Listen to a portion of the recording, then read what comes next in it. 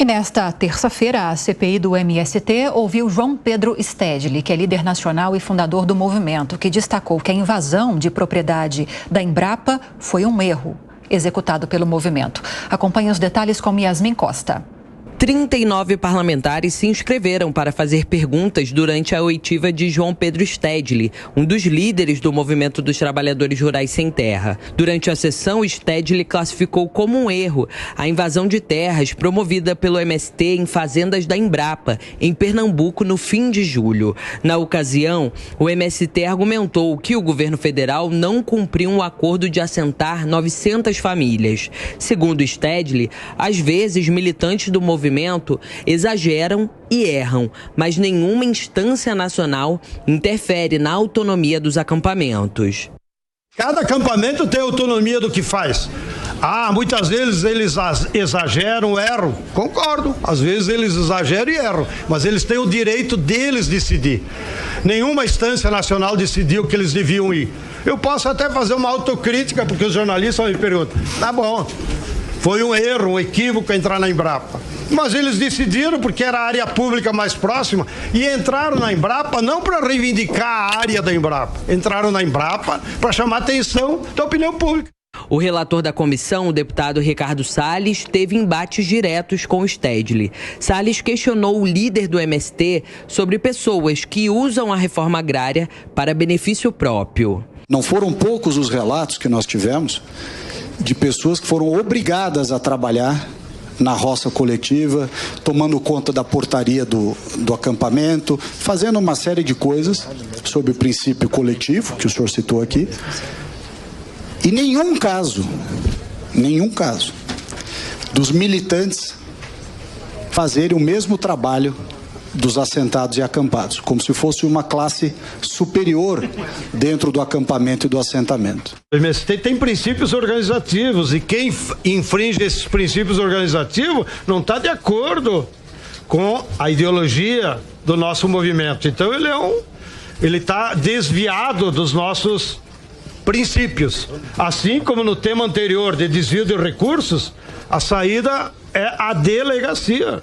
Quem usufrui recursos de outros tem código, tem penal, procurem a lei. O líder do MST também disse que o agronegócio está dividido hoje no Brasil e que boa parte do setor é burra e só pensa em lucro fácil. Segundo Stedley, essa parte do setor do agronegócio está com os dias contados.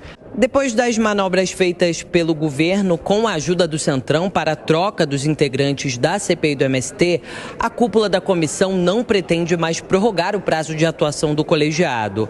O relator da comissão, o deputado Ricardo Salles, sinalizou que deve apresentar o relatório na primeira semana de setembro. A oposição já avalia que o relatório final da CPI não deve ser aprovado diante da nova composição do colegiado. Vamos a mais análises. Diogo Schelp, qual a sua avaliação desse depoimento de João Pedro Stedley?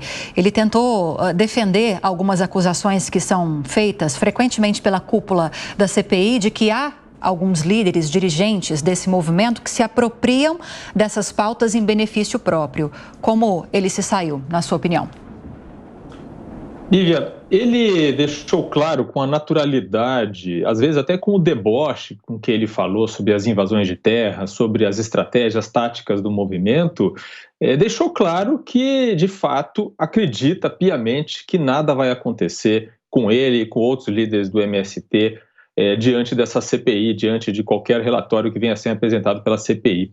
O Stedley também deixou claro, com as falas dele, que, de fato, o movimento é um movimento político ideológico. Ele mesmo cita que o fato de haver uma hierarquia dentro do movimento, em que os líderes não atuam diretamente, não precisam montar guarda, não precisam fazer trabalhos mais braçais, ele já deixa claro que existe essa hierarquia e que essa hierarquia está calcada numa ideologia.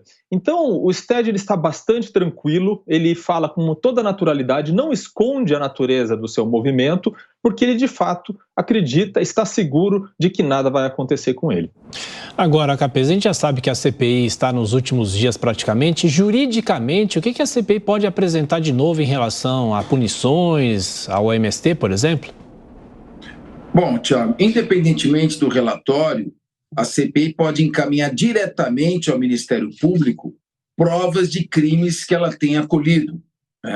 Além disso, é claro que ali o Stedley acabou admitindo que ele é o chefe dessa organização, que é uma organização que está voltada à prática do crime de esbulho possessório. Talvez, para extrair algo de útil além dos encaminhamentos das provas obtidas para apuração e investigação um pouco mais aprofundada por parte da polícia e do Ministério Público, seriam duas proposições.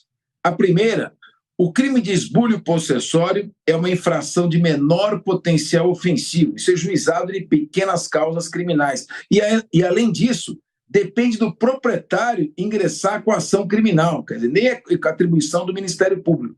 Precisa haver um projeto de lei, uma proposta de um projeto de lei que eleve essa pena para 3 a 6 anos de reclusão, pelo menos. Em segundo lugar, a CPI deve provocar o INCRA para que ele apresente qual é a relação de latifúndios improdutivos que existem e que podem ser objeto de expropriação por interesse social para fins de reforma agrária. Porque nós temos já praticamente 16 anos de governo Lula, 14 anos pelo menos, de Lula e Dilma, e até agora não existe um registro de quais são essas áreas disponíveis que poderiam servir para assentar as famílias que aguardam pacientemente a ordem de inscrição. Um último comentário: esses movimentos de invasão são movimentos que, inclusive, violam os direitos das famílias que se cadastraram pacificamente no INCRA e aguardam a sua ordem de chamada. São verdadeiros fura-filas, e fura-filas mediante prática de violência e crime de esbulho possessório. É nisso que a CPI deveria focar.